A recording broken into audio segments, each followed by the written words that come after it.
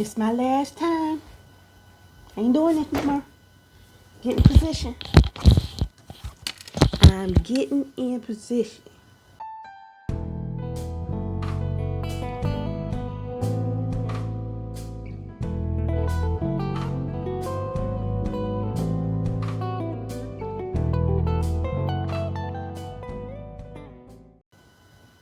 What's up, 80 babies? What's up, 80 babies? I'm back, y'all. Y'all don't understand the struggle. Y'all don't understand the struggle. This is like my 4th or 5th time trying to film today. Every camera, every USB, webcam, everything I got is failing me badly. I've been just trying to talk to my babies. I've been trying to talk to my babies and I can't even do it. Y'all, what's going on? I've been around here trying to get some stuff done. I finally get off work. Been trying to film a 15-minute video. I've been sitting here for 2 hours. Ain't nothing trying to work. In my new little cute space. You see I done did up my space. Ooh, I'm already on edge, y'all. I'm already on edge. I'm working from 2 computers, so y'all gonna have to bear with me because at this point I really don't care. My heart is heavy. The head is heavy. I got to hold my head up, y'all. I got to hold my head up because I'm heavy.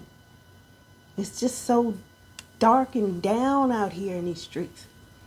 Tired of all of this mess. Tired of all of it.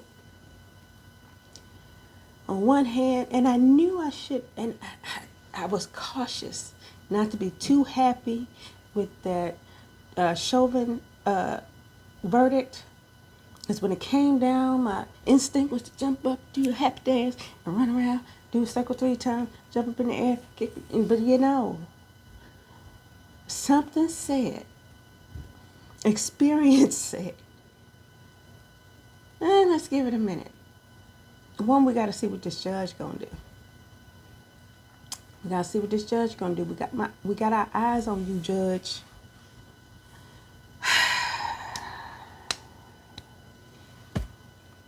We got to see what's going on. We got to see what this judge going to do. And not 20, 30 minutes after, not even, as soon as we find out the verdict, we all happy, we celebrating. Here we go with the young lady in Ohio getting shot. Kaya, beautiful young lady. Hate to see this tragedy happen. And it's a tragedy. And it's a tragedy because it's a situation that really honestly shouldn't have gotten as far as it did. She called for the police. It took them forever to get there. From what I remember hearing, I want to say allegedly it was 15 minutes before they were able to get to the scene. I guess she was being jumped by some other females. And some of her family members got into it. And at one point it looked like the young man who's in the video handed her a knife. And as the police get there, of course they get there, as this is going down, she goes to strike one of the young women with the knife, and he shoots and fires. Now, realistically, I'm going to say there's not going to be any charges filed against this man for use of force. He is going to say, and admittedly, rightfully so, that he was attempting to save someone else's life. I put myself in the shoes of both mothers, of the young lady who was killed and of the young woman who was saved. If it were my daughter about to be stabbed, I'd be like, officer, shoot her, please. But at the same time, you feel for the mother who lost her baby girl because of a street fight. And they didn't have any other way of de-escalating the situation other than to shoot her. I have questions. Did any of the police officers drive up with sirens blaring so that everyone knew that the police were there? We're here. Did he announce police, freeze? Could a warning shot have been fired off to maybe jolt people out of their aggression and their... Because when you get into some of these situations, it's hard to come out of it. It usually takes something jolting you out of it. And she was fully engaged in that fight. I don't know. It's hard to say. But yeah, so there went my elation with Justice for George. This young lady being shot and killed. And then not a day later, we hear about Mr. Brown in North Carolina, in Elizabeth City, North Carolina, getting shot and killed, getting slaughtered, getting murdered in his driveway. Police were there to serve a warrant for drugs. I mean, and I remember when the story first came out, this is how I knew it was going to be bad. When the story first came out, it was, he was armed, he's dangerous, he's a drug dealer, known violent offender. And I remember thinking, huh? You're putting all these stories out to justify why you killed him, that he's violent, he's an offender, and he's a drug dealer. He's done this, that, and the next. There's a warrant out for his arrest. There can be a warrant out for your arrest, but it could be for a speeding ticket. Did it take all of these officers and rifles to arrest you? This situation, use of force, was not justified. I mean, it speaks clearly to the whole situation that out of the 7 or 8 officers allegedly that were there were supposedly quite a few officers there to arrest this man. That 3 of them have quit and 1 has retired. They see the writing on the wall. They know they murdered that man, and they saw what happened in Minnesota, and they know it's about to visit North Carolina. And the fact that, and I'm going to say this, I know this looks like a little small southern country town, but their police department has handled this whole, and I don't know if it's just the police department, it may be the district attorney, whoever prosecuted. They have handled this entire situation horribly. If you were trying to assuage people's doubts, this wasn't the way to do it. How you've done this. The very first days of protests, people were just out asking for answers. Sheriff, can you come talk to us? Police chief, can you come talk to us? What happened? We know this man. It's a small town. We all know him. Can you come talk to us? There was a gentleman on CNN for several nights. We're protesting because we just want answers. Can you come talk to us as men? As human beings, can you come and talk to us about what happened? They never did it. Never went out, never talked to the people, never called the family from what we're hearing now, never reached out to the family. Made these little bogus statements about how they couldn't release the footage without a court order, blah, blah, blah. Get the court order then. Or no.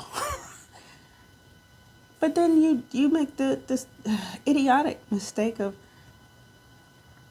releasing 20 seconds of the footage, and we know you have plenty of footage, 20 seconds of the footage to the family, saying that that's the only pertinent information. Come on, guy. Come on, y'all. You might as well not even shown it. 20 seconds? That's it? And from the 20 seconds that the lawyer and the family detailed, it's damning. He was in his driveway with his hand on the steering wheel, as you instructed, and started firing anyway. He backs out, tries to get away. He's not driving towards the officers. He's trying to back away. Still firing. He goes into an empty lot, turns around. You fire from the back, kill this man. Shoot him in the back of the head. Here we go again. I told y'all I'm heavy. I'm heavy. It's too much. It's entirely too much. And I didn't want to come on here and talk about a whole bunch of depressing stuff, but honestly, y'all, and I'm going to go ahead and out myself. Notwithstanding all the problems I've had today, I've been just having some technical issues, period. I want to say I've recorded like 5 or 6 different videos that I will not be able to use because they're corrupted. Again, using all of these new sources and new cameras and new programs, none of it works. And I'm tired. I'm going back to my little old Samsung Note 20 Ultra and stick with that because this other stuff that I paid all this money for is going back. Amazon, take it back. Not working. I have videos about the Housewives with their boring selves. And that little boring reunion, first episode of the reunion. I've had videos about the Married to Medicine. That's all messed up. I did a curly fro video. I think I was able to save that one. I have to go back and look. Maybe to put that one out. But yeah, I had a lot of content, not going to be able to put it out. So I'm trying to get something out to my peoples to keep you engaged, to engage me. Y'all, it's been a lot. Pray for your auntie, and I'm going to pray for y'all. We just going to have to keep looking out for each other with all this foolishness that's going on. Hopefully we'll see another trial for these officers like we saw for Chauvin, former officer Chauvin. Because that joker, that was intriguing. That was a very exciting trial. That was better than an episode of Law and Order. SUV, come on now. They laid out the case. That prosecution team, boy, they came prepared. It was never a dull moment. Very intriguing. But we can only hope and pray that this police department gets it together, give us some transparency. Treat people like they're human beings. Don't curse out the lawyers. Don't act stupid just because you think you can get away with it. You can't. You're about to be laid bare with your country bumpkin selves. Laid bare. They about to do you. You thought they got showing. They about to do you. And those officers who quit, and y'all better go into hiding. They coming for you. Y'all think it's not going to blow over. It's just a little town. Nah, baby, this thing is national. It's probably worldwide now. We shall see. But anyway, y'all, I just want to stop there real quick. Do something. Again, I tell you, I'm tired of talking. I done talked, literally, I've been talking for about an hour and a half, 2 hours. And none of the videos work. So this is just going to be it. If it work, it work. If it don't, y'all just going to be out of luck. But I love you. Auntie loves you. You know I love you. But I ain't your mama. Y'all, I love you. Peace out. Come through again. Oh, click like. Hit subscribe. It help me out. It does wonders for my channel. Get me out there. Put me out there. Go ahead, like and subscribe. I'll see you soon. Peace out.